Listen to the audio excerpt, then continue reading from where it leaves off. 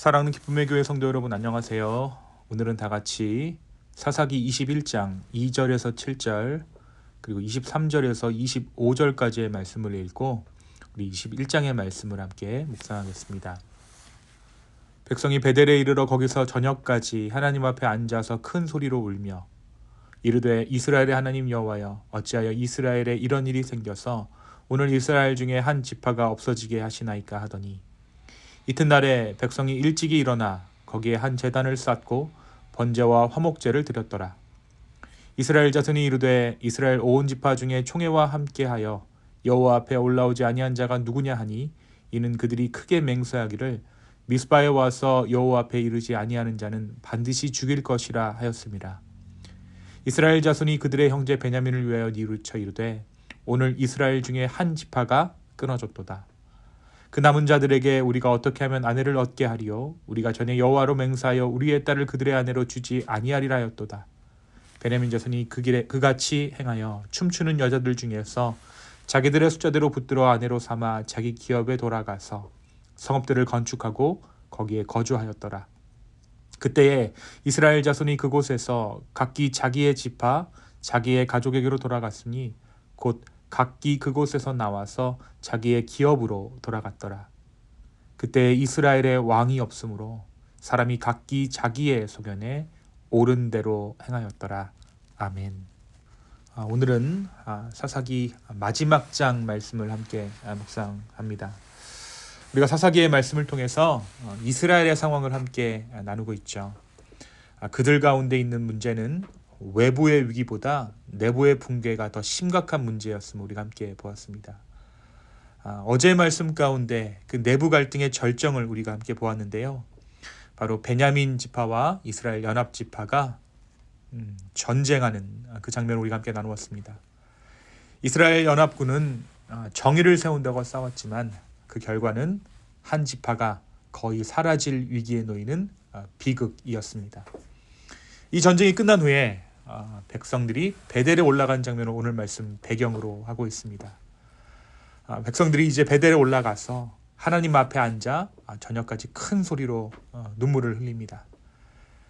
이스라엘 하나님 여호와여 어찌하여 이런 일이 생겨 한 지파가 없어지게 되었습니까? 라고 부르짖죠. 그들이 자초한 일이지만 그들 스스로 해결할 능력이 없었기 때문에 그들은 뒤늦게 하나님 앞에 부르짖고 있었던 것입니다. 그리고 이튿날에는 제단을 쌓고 번제와 화목제를 하나님께 드립니다. 근데 여러분, 이것이 겉으로 보기엔 진정한 회개로 보이지만 사실 이들의 탄식 가운데에는 여전히 아이러니가 숨어 있습니다. 그들은 슬퍼하며 제사를 드렸지만 이미 미스바에서 맹세한 바 자신들의 지파에서 베냐민에게 딸을 주지 않겠다라고 선언해 버렸던 것이죠. 베냐민 지파와의 혼인을 금지했던 것입니다. 그들의 감정은 회복을 원하고 있었을지 모르지만 그들이 했던 서원은 또 다른 문제를 만들어내고 만 것이죠. 그들은 오늘 이스라엘 중에 한 지파가 끊어졌다라고 뉘우치면서도 스스로 내린 맹세 때문에 그들의 딸을 베냐민 지파에게 줄 수 없었던 것입니다. 이 상황 가운데 그들은 또 한 번 안타까운 선택을 하게 됩니다. 하나님 앞에서 근본적인 회개와 그들의 삶의 방향을 전환했던 것이 아니라 인간적인 술수로 인간적인 방법으로 문제를 해결하려 했던 것입니다. 그들이 생각해낸 방법은 이것이었습니다. 먼저 이스라엘은 미스바 총회에 참여하지 않았던 성읍이 어디인지 조사합니다. 그 결과 길르앗 야베스 사람들이 총회에 나오지 않았다는 것을 확인하죠. 그들은 미스바에서 하나님 앞에 나오지 않는 자들은 반드시 죽일 것이라고 맹세했기 때문에 이 맹세를 근거로 야베스 길르앗을 공격합니다. 그리고 그 성읍의 남자들과 기혼 여인들은 다 죽이고 남자를 알지 못하는 처녀 400명만을 살려서 베냐민 지파에게 아내로 내어줍니다. 여러분, 이것은 단순한 군사적 행동이 아니라 자신들이 내린 맹세를 유지하면서도 베냐민 지파를 존속시키려는 계산된 조치였습니다. 지혜라고 말하기보다는 얄팍한 술수라고 말할 수 있겠죠. 그런데 이 400명의 처녀로도 숫자가 부족하자 그들은 또 다른 방안을 제시합니다. 실로에서 하나님의 절기가 열릴 때 춤추러 나오는 처녀들을 베냐민 사람들이 각자 붙들어 아내로 삼게 하라고 조언했던 것입니다.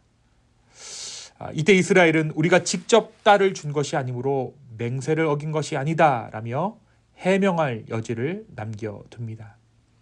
겉으로 보면 이는 한 지파의 단절을 막기 위한 조치처럼 보입니다. 그러나 실제로는 또 다른 강제와 상처를 동반한 방식이죠. 하나님 앞에서 맹세했다고 말하지만 그 맹세를 지키는 방식은 여전히 인간의 계산과 편법에 의지하고 있는 것입니다. 그리고 마침내 베냐민 자손은 각자의 기업으로 돌아가 성읍을 건축하고 거주합니다. 이스라엘 자손도 각기 자기 지파, 자기 가족, 자기 기업으로 흩어지게 되죠. 이야기는 겉으로는 마무리되는 듯 보이지만 오늘 말씀 마지막 구절은, 사사기의 이 마지막 구절은 다시 한번 모든 상황을 설명해 줍니다. 그때 이스라엘에 왕이 없으므로 사람이 각기 소견에 오른 대로 행하였더라. 사랑하는 여러분, 오늘 이 말씀은 우리에게 무엇을 말해주고 있습니까? 오늘 우리가 함께 나눈 이 사사기 마지막 장의 말씀은 이 모든 과정을 통해 한 가지를 분명하게 드러내죠. 문제를 해결하려는 열심은 있었지만 하나님의 뜻을 근본적으로 묻는 회개는 없었다라는 것입니다. 모든 것이 미봉책에 불과했다라는 거예요. 그들은 울었습니다. 제사를 드렸습니다. 공동체를 회복하려 했었습니다. 그러나 그 모든 과정 가운데서도 여전히 결정의 중심에는 하나님이 아니라 자기들의 판단과 계산이 자리하고 있었던 것입니다. 그래서 이 마지막 장면은 이 사사기 전체의 결론, 그러니까 왕이 없으므로 자기 소견에 옳은 대로 행하였다라는 이 사사기 전체의 결론과 정확히 맞닿아 있는 것이죠. 자기 마음대로 판단하고 계산하고 행동에 옮겼다라는 것입니다. 사랑하는 여러분, 이 말씀은 오늘 우리에게도 동일하게 질문합니다. 우리는 하나님을 믿는다고 말하지만 실제 나의 삶 가운데 무언가를 결정하는 데 있어 가장 먼저 작동하고 있는 것은 무엇입니까? 우리가 하나님께 기도하며 하나님을 찾는 것 같지만 여전히 내 판단과 내 방식이, 내 옳음이 기준이 되고 있지는 않습니까? 오늘 이 말씀 앞에 다시 한번 우리의 중심을 주님께로 돌려드리는 저와 여러분 되었으면 좋겠습니다. 하나님을 다시 왕으로 모실 때 참된 회복은 시작될 줄로 믿습니다. 오늘도 하나님의 크신 은혜 가운데 참된 왕 되신 예수 그리스도를 우리의 왕으로 모시는 저와 여러분 되기를 예수님의 이름으로 축원합니다. 두 번째로 오늘 말씀은 베냐민 지파가 다시 세워진 터 위에 드리워진 짙은 아문에 대해 말해줍니다. 이 베냐민 지파는 분명 겉으로는 회복된 것처럼 보입니다. 살아남은 자들이 아내를 얻었고 다시 기업으로 돌아가 성읍을 건축하고 거주하게 되었습니다. 한 지파가 완전히 사라지는 일은 막아낸 것처럼 보였죠. 겉으로 보기에는 아무런 일 없이 공동체가 다시 안정된 것처럼 보입니다. 그런데 여러분, 이 회복은 온전한 회복이 아니었습니다. 이들의 회복의 기초에는 눈물과 폭력, 편법과 인간적인 계산이 섞여 있었죠. 하나님 앞에서 철저히 회개하고 언약을 새롭게 세운 회복이 아니라 어떻게든 무너진 구조를 복구해 보려는 인간적인 시도 위에 세워진 회복이었습니다. 겉으로는 베냐민 지파가 유지되었지만 영적인 문제는 해결되지 않았습니다. 그리고 후에 베냐민 지파에서 아이러니하게도 첫 번째 왕 사울이 나오게 되죠. 겉으로 보면 거의 사라질 뻔했던 지파가 다시 일어나 왕을 배출하는 영광을 누린 것입니다. 하나님께서 그 지파를 완전히 버리시지 않으셨다는 증거처럼 보이기도 합니다. 왕이 없어 자기 소견대로 행했던 그들에게 왕이 주어졌는데 그 왕이 베냐민 지파의 왕이었다. 여러분, 이것이 회복처럼 보이십니까? 아니면 하나님의 또 다른 심판처럼 보이십니까? 사랑하는 여러분, 이것이 사사기가 우리에게 남기는 깊은 통찰입니다. 문제는 지도자, 왕의 부재가 아니라 하나님이 왕이 아니었다라는 사실입니다. 인간 왕이 세워진다고 해결되는 문제가 아니었던 것이죠.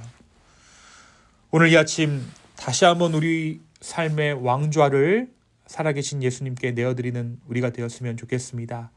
사람의 방법, 사람의 술수 내려놓고 오직 주의 뜻을 구하며 주님께서 내 삶 가운데 왕 되셔서 나를 다스려 달라고 기도하는 저와 여러분 되기를 예수님의 이름으로 축원합니다. 이 시간 함께 기도하겠습니다. 주님, 다시 한번 우리의 삶을 주님께 드립니다. 주여, 우리를 붙잡아 주시고 우리의 삶을 인도하여 주십시오.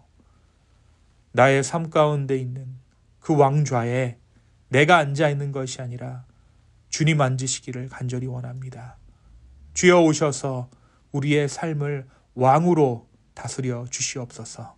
감사합니다. 이 모든 말씀 예수님의 이름으로 기도하였습니다. 아멘.